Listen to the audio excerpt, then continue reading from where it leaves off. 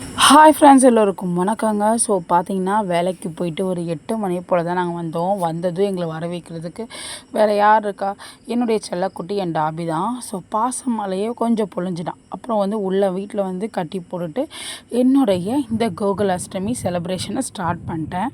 And பார்த்தீங்கன்னா நாங்கள் வேலைக்கு போகிறதுனால லீவ் கிடைக்கல.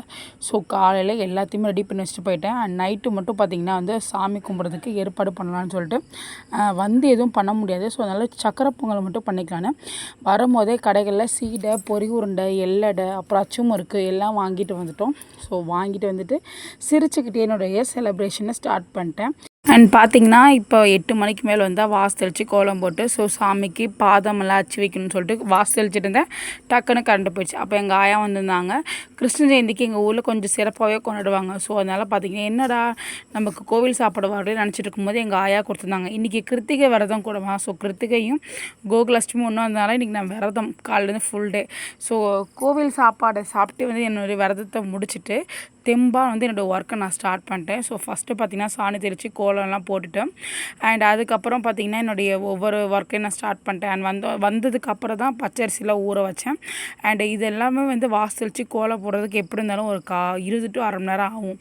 ஸோ அதுக்குள்ளேயே நம்ம ரெடி பண்ணிடலாம்னு சொல்லிட்டு அது கரெக்டாக ஒரு 20 நிமிஷம் ஆச்சு.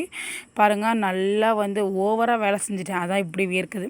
அதுக்குள்ளேயும் பார்த்திங்கன்னா 20 நிமிஷம் ஆனோன்னா பச்சரிசி நல்லா ஊறி வந்திருக்கு. ஸோ அதுக்கப்புறம் என்னுடைய அழகான குட்டி கிருஷ்ணருடைய காலை அச்சு வச்சு நான் ரெடி பண்ண ஆரம்பிச்சிட்டேன். அண்ட் இந்த செலிப்ரேஷன் பார்த்திங்கன்னா நான் 2012லேருந்தே பண்ணிகிட்ருக்கேன்.